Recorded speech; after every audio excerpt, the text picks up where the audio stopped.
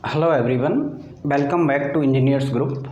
My self के और आज का जो लेक्चर है वो बहुत ज़्यादा इंपॉर्टेंट होने वाला है। इस लेक्चर के अंदर अपन पढ़ेंगे स्टोन्स के बारे में। देखो, सबसे पहले अपन समझते हैं कि स्टोन होता क्या है ना। तो देखो, अपन जानते हैं कि अर्थ यानी कि अपनी जो धरती है, ठीक है, यानी पृथ्वी की अपन बात कर रहे हैं।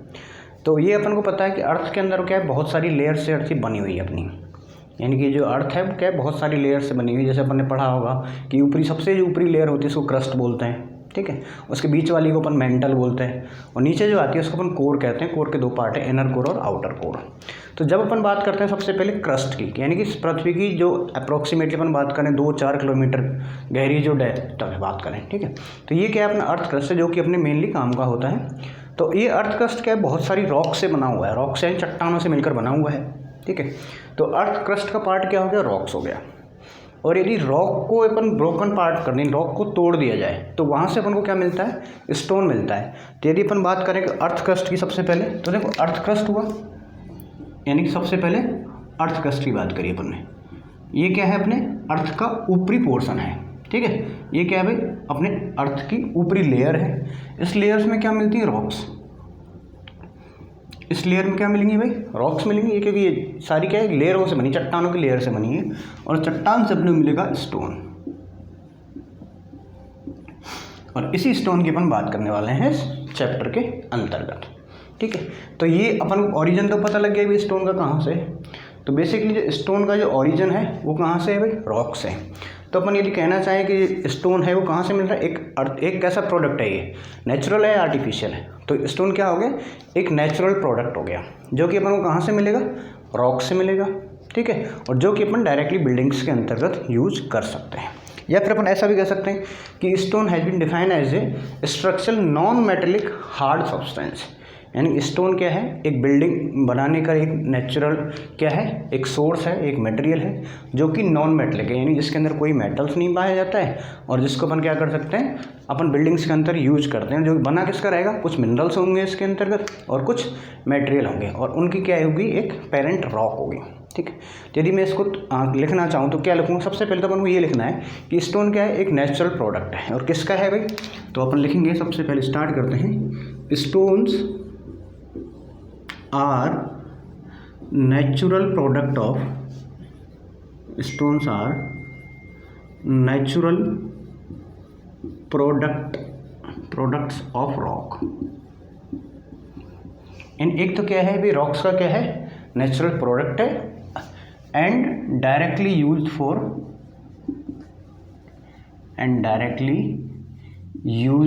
For as a building material, आप कह सकते हो, ठीक है, एज ए बिल्डिंग मटेरियल, ठीक है। तो सबसे पहले अपन ने क्या समझा कि भाई जो स्टोन है वो मेरा क्या है, एक नेचुरल प्रोडक्ट है, जो कि मेरे को कहाँ से मिलेगा, रॉक से मिलेगा। और इसके अंतर्गत क्या होगा भाई, ये डायरेक्टली अपन बिल्डिंग्स के अंतर्गत बिल्डिंग मटेरियल की तरह इसको यूज़ कर सकते हैं। या फिर इसको अपन डेफिनेशन की बात करें तो अपन ऐसे भी लिख सकते हैं कि stones has been defined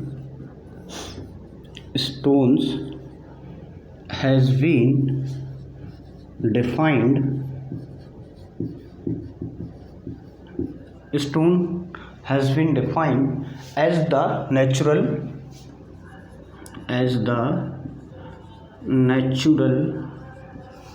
non metallic. कैसा होना चाहिए भाई, नॉन मेटेलिक। नॉन मेटेलिक का मतलब क्या होता है भाई, ऐसा कोई सब्सटेंस जो कि मेटल से बना हुआ नहीं है। Non metallic hard substance. अब हार्ड का मतलब क्या होता है, यानी कि बहुत ज़्यादा टफ है, ठीक है, बहुत ज़्यादा क्या है, स्ट्रॉन्ग है, हार्ड है, बल्कि है। और किसका बना होगा, हार्ड सब्सटेंस फ्रॉम्ड बाई मिनरल्स, यानी कि डिफरेंट टाइप्स के जो मिनरल्स होते हैं उनसे ये बनेगा। और है कैसा, मिनरल्स एंड अर्थ मटेरियल, यानी कि दो चीज़ हो गई इसके अंतर्गत। एक तो क्या होगा, मिनरल हो गए, और एक क्या हो गया भाई, अर्थ मटेरियल्स हो गए, which are present in rock. और ये मिलेंगे कहाँ, which are present in rocks, तो आप चाहो तो देखो डेफिनेशन की तरफ चले जाओ, चाहे आप डायरेक्टली समझने की तरफ से चले जाओ। भाई सबसे पहले अपन को क्या करना है कि स्टोन है किसका पार्ट है, रॉक का है। तो स्टोन आर नेचुरल प्रोडक्ट, यानी कि किसका है, रॉक का ही एक नेचुरल प्रोडक्ट है, ठीक है, और जो कि डायरेक्टली बिल्डिंग मटेरियल की तरह यूज किया जाता है। या फिर अपन डेफिनेशन की तरफ जाएं तो stone has be defined as the natural और non metallic hard substance formed by minerals and earth materials which is present in rocks. इन रॉक के अंदर जो भी मिनरल्स या फिर मटेरियल्स रहते हैं उनका क्या बनता है। अब ये रॉक्स क्या होता है, तो रॉक्स को यदि मैं डिफाइन करना चाहूँ तो रॉक क्या है भाई, रॉक्स में बी डिफाइंड एज, रॉक्स में बी डिफाइंड एज, रॉक को कैसे डिफाइन कर सकते हैं आप, as the portion of, as the portion of earth crust. ये भाई क्या है, अर्थ क्रस्ट का क्या है, एक पोर्शन है जिसकी कोई डेफिनेट शेप नहीं थी, that do not have any shape, do not have any shape, यानी कि जिसकी कोई भी एक स्पेशल आकृति नहीं होती है और ना ही कोई स्ट्रक्चर होता है, शेप एंड स्ट्रक्चर आप ऐसा कह सकते हैं, ठीक। तो पहला सेंटेंस तो पढ़ा स्टोन का कि स्टोन क्या है, नेचुरल रॉक है जो कि एज ए डायरेक्टली बिल्डिंग में यूज़ किया जाता है। या फिर अपन ने ऐसी बात करी कि भाई स्टोन है वो क्या है, एक नेचुरल और नॉन मेटलिक हार्ड सब्सटेंस है जो कि मिनरल्स और अर्थ मटेरियल से बना हुआ रहता है। फिर रॉक्स की बात करी तो रॉक्स क्या है, एक अर्थ क्रस्ट का पोर्शन है जिसका ना तो कोई डेफिनेट शेप होता है और ना ही कोई इसका क्या होता है भाई, स्ट्रक्चर होता है, ठीक। अब अपन बात करते हैं क्लासिफिकेशन का। बेसिकली देखो क्लासिफिकेशन जो स्टोन का होता है वो एज पर रॉक्स की तरह ही होता है, यानी जो रॉक्स से अपन को स्टोन मिलेगा यदि उसी के अकॉर्डिंग अपन उसको क्या कर देते हैं, क्लासिफिकेशन कर देते हैं। तो यहाँ पे हम क्लासिफिकेशन पढ़ेंगे किसका, स्टोन्स का या फिर रॉक्स का। आप डायरेक्टली लिख सकते हैं classification of rocks, classification of rocks.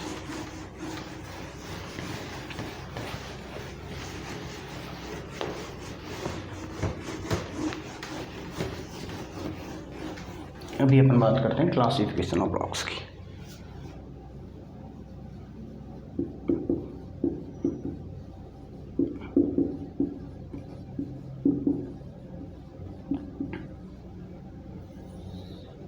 देखो जो रॉक्स है इसके अपन तीन तरह से क्लासीफाई करते हैं, तीन तरह का क्लासिफिकेशन अपन पढ़ते हैं।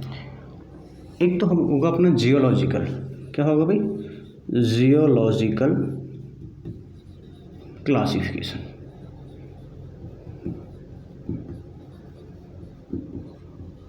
ठीक है। सेकंड जो होगा इसका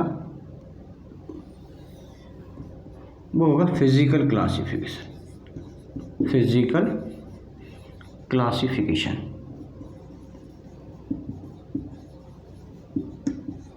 एंड थर्ड अपना आता है केमिकल क्लासिफिकेशन, थर्ड अपना आता है भाई केमिकल क्लासिफिकेशन।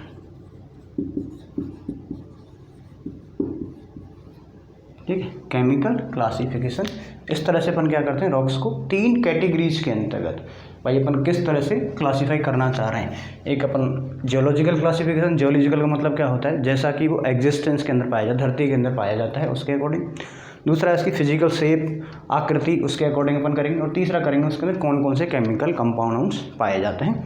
तो जैसे मैं फर्स्ट बात करना चाहूँ जियोलॉजिकल क्लासिफिकेशन की, तो देखो जियोलॉजिकली जो रॉक्स हैं वो तीन तरह की होती हैं। ठीक है, जियोलॉजिकल जो रॉक्स हैं वो तीन तरह से अपन क्लासीफाई करते हैं। एक होता है अपना इग्नियस, क्या होता है भाई, इग्नियस। इग्नियस का मतलब होता है इग्नियस रॉक, इग्नियस का मतलब होता है आग्नेय चट्टान। ठीक है, ये आपने पढ़ा होगा शायद, आग्नेय चट्टान। दूसरा होता है अपना सेडिमेंट्री रॉक, सेडिमेंट्री रॉक। ठीक है, इसको बोलते हैं अपन अवसादी चट्टान। और तीसरा होता है अपना मेटामॉर्फिक। ठीक है, क्या होता है भाई, मेटामॉर्फिक, जिसको कि अपन बोलते हैं क्या, कायांतरित चट्टान। ठीक है, तो ये तीन तरह से अपन क्या कर दिया, इसको क्लासीफाई कर दिया, किसको, जियोलॉजिकल क्लासिफिकेशन को। ठीक है, आगे अपन फिजिकल को भी कर सकते हैं, तीन ही पार्ट इसके आएंगे। ठीक है, 3 ही पार्ट इसके आएंगे, अपन डिस्कस कर लेते हैं कौन कौन से पार्ट आएंगे, वो मैं अभी बता देता हूँ आपको, है ना।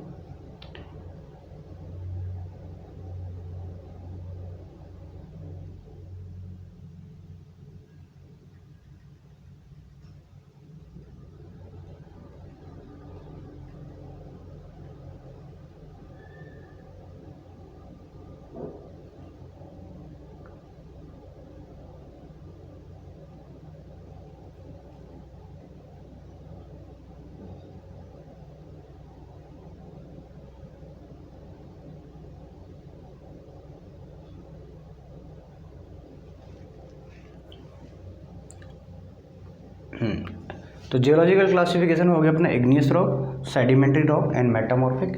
वहीं फिजिकल क्लासिफिकेशन की बात करता हूँ तो ये होता है अपना स्ट्रेटिफाइड,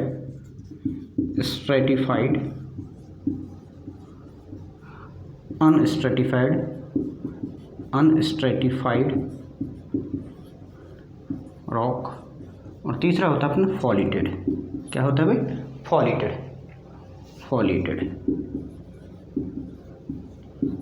रॉक। ये तो क्या हो गया, इसके स्ट्रक्चर के अकॉर्डिंग हो गया। और तीसरा जो क्लासिफिकेशन अपना आता है वो आता है अपना किसके अकॉर्डिंग में? Chemical classification.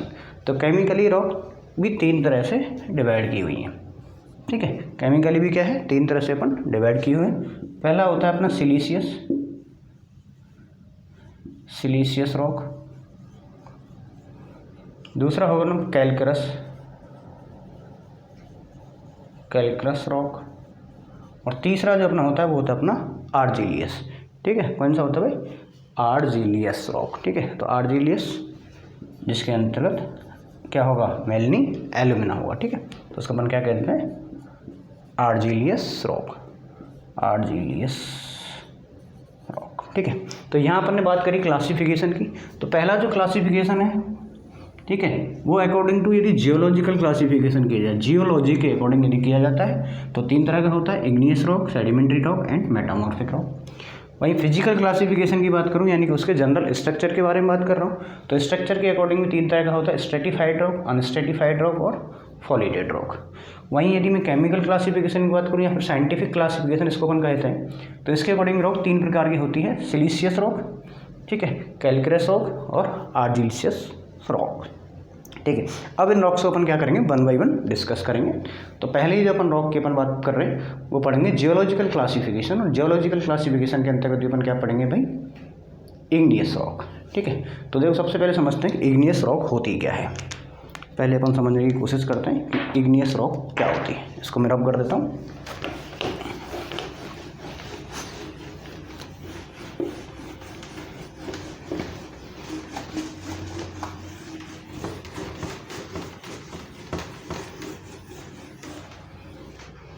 हाँ जी, सबसे पहले डालते हैं अपन इग्नियस रॉक। पहली क्लासिफिकेशन है किसके अकॉर्डिंग है भाई? जियोलॉजी के अकॉर्डिंग क्लासिफिकेशन है, और इसको अपन क्या बोलते हैं भाई? आग्नेय चट्टान, इग्नियस रॉक।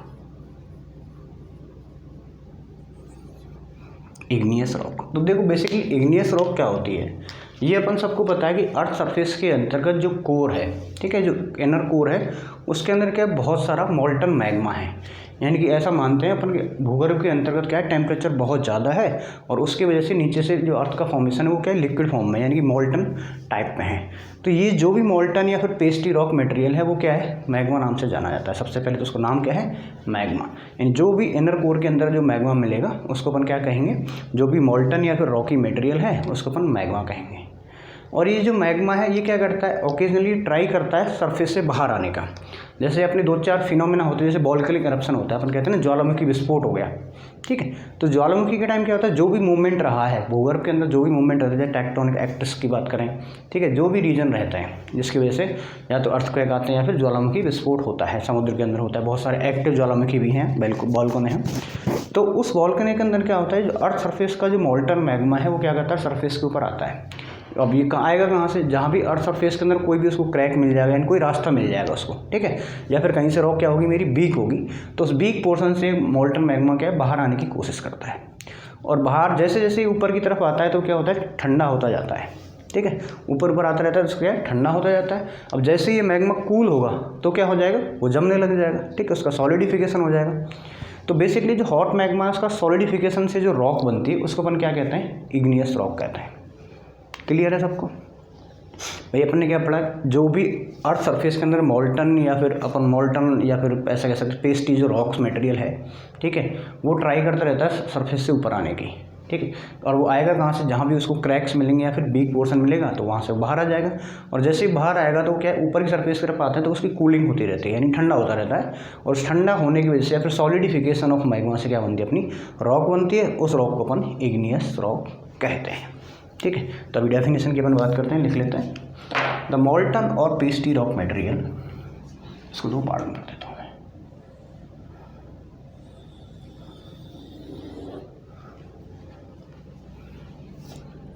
दी मोल्टन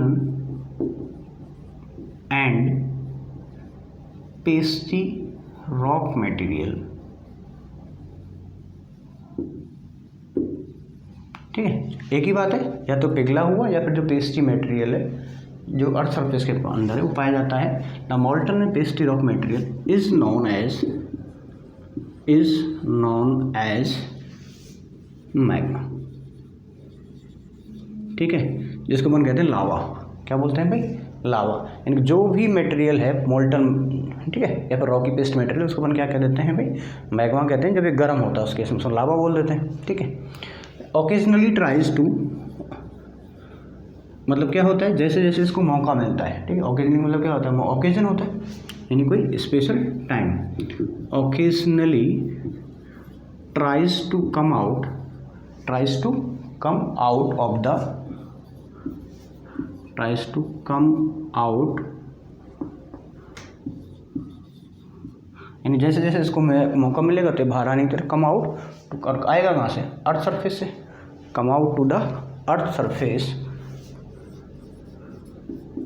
अर्थ सरफेस कहाँ से आएगा, through cracks and weak portion, या तो क्रैक के थ्रू आएगा या फिर कहीं पे भी क्या होगा मेरा, यदि रॉक का वीक पोर्शन होगा या फिर अर्थ सरफेस का वीक पोर्शन होगा वहाँ से आएगा। बस इतना ही याद रखना है, ठीक है। The molten and pasty rock material is known as magma, and जो भी मोल्टन या फिर पेस्टी मटेरियल है या फिर गर्म लावा है उसको अपन मैग्मा कहते हैं, जो ओकेजनली क्या करता है, अर्थ सरफेस से बाहर आने की कोशिश करता रहता है। और वो कहाँ से आने की कोशिश करेगा, या तो कोई क्रैक होगा या फिर कहीं से भी अपन को कोई वीक पोर्शन मिल जाता है अर्थ सरफेस के अंदर, तो वहाँ से आता है। तो दीज रॉक, दीज यानी कि इग्नियस रॉक, कौन सी रॉक की बात कर रहे हैं अपन, इग्नियस की रॉक कर रहे हैं।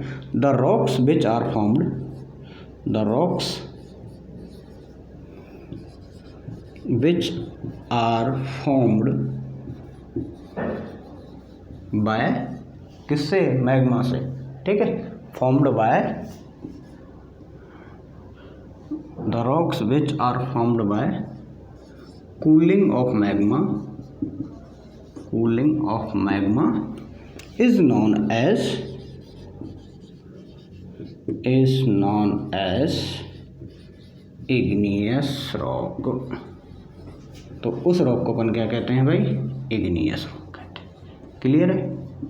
यानी अर्थ सरफेस के अंदर जो भी हॉट मोल्टन मैग्मा था, उस मैग्मा के ठंडे होने से जो रॉक बनती है उसको अपन क्या कह देते हैं भाई, इग्नियस रॉक कह देते हैं। यदि मैं इसका एग्जाम्पल की बात करूं तो कुछ एग्जाम्पल हैं, कौन कौन सी रॉक है, जैसे नाम सुना होगा आपने, ग्रेनाइट, बेसाल्ट, ट्रैप, डोलेराइट, ठीक है, डोलेराइट, बहुत सारी रॉक्स हैं ऐसी, ठीक है, साइनाइट,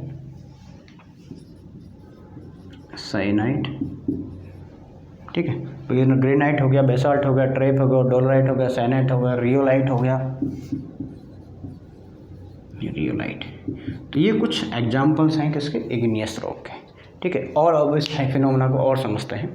जैसे मैं एक एग्जाम्पल के लिए बना दूं कि जैसे कि ये मेरी क्या है भाई, अर्थ सरफेस है, ये क्या है भाई, अर्थ सरफेस है, यहाँ पे क्या है, मोल्टन मैग्मा है, ये क्या है भाई, मॉल्टन मैग्मा है। और ये क्या होगा, जैसे वॉल्केनिक एरप्शन होगा तो ये बाहर आने की कोशिश करेगा। यानी ये मान लीजिए मैंने एक होल है, इससे क्या कर रहा है, बाहर आने की कोशिश कर रहा है। तो देखो जैसे जैसे बाहर आएगा इसकी कूलिंग स्टार्ट हो जाएगी।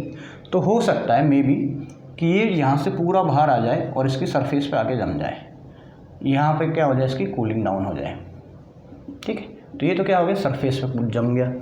ऐसा भी हो सकता है कि पूरी तरह से बाहर ना आए और थोड़ी डेप्थ कम, यानी कि थोड़ी सी डेप्थ रह जाए, इन पूरी तरह से बाहर ना आए, यहीं पे जाके क्या हो जाए, कूलिंग हो जाए इसकी। और एक ये है कि बहुत नीचे ही जैसे ही बाहर निकलने की कोशिश कर रहा है वहीं पे इसकी कूलिंग हो जाए।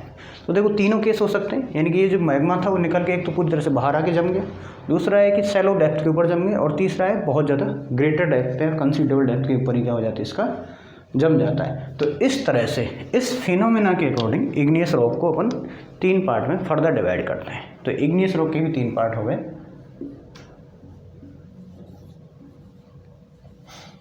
ये इग्नियस रॉक हुई और इसके भी अपन ने क्या कर दिए, 3 पोर्शन कर दिए। ये अकॉर्डिंग टू किसके, अपन पोजीशन ऑफ या फिर place of magma, cooling of magma. तो पहला जो टाइप होता है वो उसको अपन बोलते हैं वॉल्केनिक रॉक्स।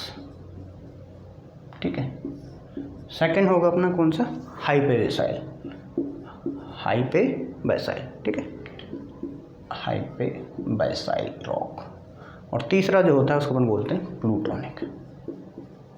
Plutonic rock. ठीक है, यानी कि सबसे कम डेप्थ, एक तो क्या हो गया, यानी मैग्मा निकलना स्टार्ट हुआ लेकिन अर्थ सरफेस तक नहीं आके पहुंचा। या फिर हम पहले बात कर लें, वॉल्केनिक्स की ही बात कर लेते हैं, जैसे मैं वॉल्केनिक रॉक की बात कर रहा हूँ पहले। तो वॉल्केनिक रॉक के अंदर क्या हो गया, जो हॉट मेल्टेड मैग्मा था वो यहाँ से स्टार्ट हुआ और अर्थ सरफेस पे आके यहाँ आके उसकी क्या हो गई, कूलिंग हो गई। तो इस तरह से जो रॉक बनेगी उसको अपन क्या कहते हैं भाई, वॉल्केनिक रॉक कहते हैं। ठीक है, तो ये जो रॉक्स होती है, वॉल्केनिक रॉक्स होती है, कहाँ हुई है, कूलिंग ऑफ मैग्मा कहाँ हुई है, अर्थ सरफेस के ऊपर हुई है। और इस केस के अंदर कूलिंग जो होती है बहुत जल्दी होती है, यानी बाहर आ जाएगा तो क्या है, बहुत जल्दी, टेम्परेचर बहुत कम होता है as compare to earth mantle और कोर। ठीक है, तो यहाँ पे आके बहुत ज़्यादा रैपिड प्रोसेस होता है। तो इस रैपिड प्रोसेस की वजह से ये जो रॉक जो यहाँ पे फॉर्म होती है वो एक्सट्रीमली क्या होती है, फाइन ग्रेन्ड होती हैं। यानी उनका जो स्ट्रक्चर होता है, यानी कि जो उसके पार्टिकल्स की मैं बात करूँ वो बहुत ज़्यादा क्या होते हैं, फाइन होते हैं। ठीक है, तो यही लिख लेते, पहले वॉल्केनिक को अपन लिख लेते हैं यहाँ पर। तो वॉल्केनिक रॉक क्या हो गई, सच रॉक्स आर फॉर्म्ड, वॉल्केनिक के अंदर लिखना है। ठीक है, वॉल्केनिक के अंदर लिखना है, such rocks are formed, such rocks are formed, कहाँ पे फॉर्म हुई है भाई, अर्थ सरफेस के ऊपर। कहाँ हुई है, अर्थ सरफेस पे। और किससे हुई है, formed due to cooling of magma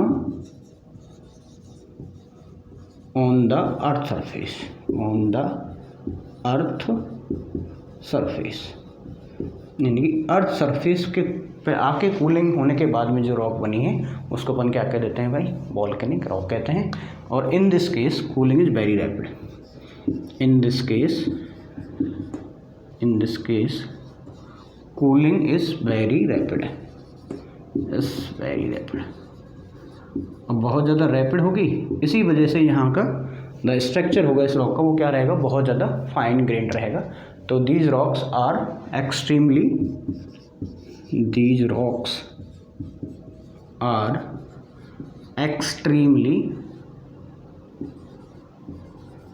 fine grand.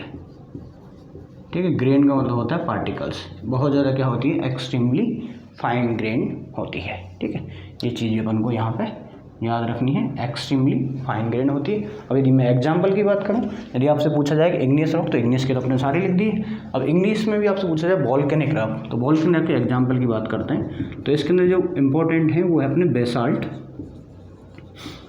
And trap, these are the example of volcanic eruption.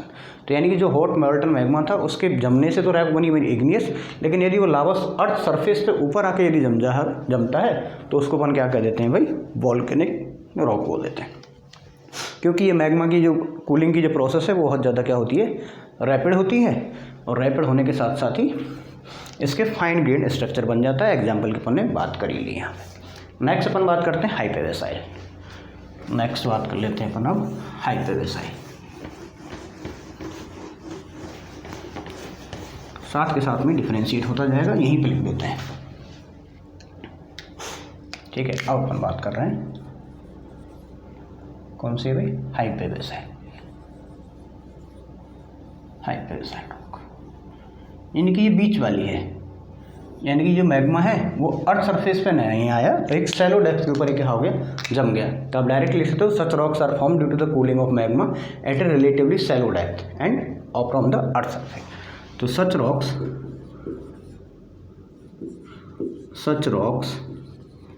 Are formed due to cooling of magma at magma, ठीक है, मैग्मा है, मैग्मा एट कहाँ पे जमेगा, कंसीडरेबल डेप्थ, या फिर अपन कह सकते हैं shallow depth, at shallow depth from earth surface, यानी कि अर्थ सरफेस से कम डेप्थ के ऊपर, यानी कि जस्ट नीचे यदि कोई मैग्मा से जम गया तो उसको अपन क्या कह देंगे, हाइपेवेसाइल कह देंगे। इसकी जो कूलिंग होगी वो क्या होगी, क्विक होगी। उसकी तो वेरी रैपिड थी, इसकी कूलिंग क्या होगी, क्विक होगी। इसका जो स्ट्रक्चर रहेगा, स्ट्रक्चर भी कैसा रहेगा, दीज रॉक्स पोजेज फाइन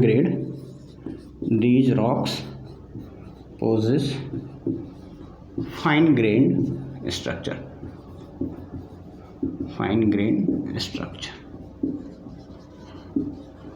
यानी कि वॉल्केनिक जो सबसे ऊपर आ गई थी उसकी तो एक्सट्रीमली फाइन हो गया था, इसका ये हो गया। एग्जाम्पल की बात कर लेते हैं, तो इसके जो एग्जाम्पल होता है वो होता है डोलेराइट। क्या होता है भाई, डोलेराइट। ठीक है, तो ये हो गई अपनी हाइपेवेसाइल। उसके बाद अपन बात कर लेते हैं प्लूटोनिक की। प्लूटोनिक रॉक, प्लूटोनिक का मतलब क्या हो गया, जो बहुत ज़्यादा गहराई के नीचे ही जम गई डायरेक्टली। ठीक है, तो इसमें डायरेक्ट लिखना चाहो तो सेम यहीं से कॉपी कर लो। Such rocks are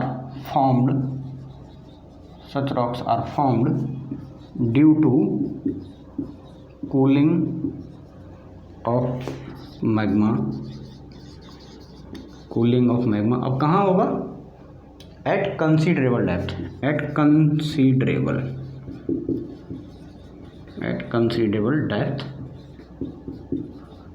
from earth surface, यानी कि बहुत ज़्यादा डेप्थ के ऊपर यदि जम गई है तो उसको अपन क्या कह देंगे, प्लूटोनिक रॉक कह देंगे। इसका जो कूलिंग रहेगा वो क्या रहेगा, स्लो रहेगा, as compare to cooling is क्या रहेगा, स्लो। स्ट्रक्चर कैसा रहेगा इसका, भाई उसका तो एक्सट्रीम फाइन ग्रेन था, इसका फाइन ग्रेन है, तो इसका क्या हो जाएगा, कोर्स ग्रेन क्रिस्टलाइन। ठीक है, कोर्स ग्रेन क्रिस्टलाइन कैसा रहेगा भाई, कोर्स ग्रेन क्रिस्टलाइन इसका स्ट्रक्चर रहेगा। और एग्जाम्पल की बात कर देते हैं, तो जो सबसे ज़्यादा फेमस एग्जाम्पल है ग्रेनाइट इसका। ठीक है, ग्रेनाइट इसका एग्जाम्पल। तो इस तरह से अपन ने क्या किया, इग्नियस रॉक को 3 पार्ट्स में डिवाइड कर दिया, वॉल्केनिक, प्लूटोनिक और हाइपेवेसाइल। ठीक है, तो आज की क्लास में अपन ने क्या पढ़ा भाई, इग्नियस मतलब स्टोन क्या होता है, रॉक क्या होता है, उसका क्लासिफिकेशन हम 3 बेस पे करते हैं, और तीनों बेस में जियोलॉजिकल क्लासिफिकेशन करते हैं, इग्नियस, सेडिमेंट्री और मेटामॉर्फिक। फिर इग्नियस को अपन ने 3 पार्ट्स में डिवाइड कर दिया था। ठीक है, बाकी का अपन पढ़ेंगे नेक्स्ट क्लास के अंतर्गत। Thank you.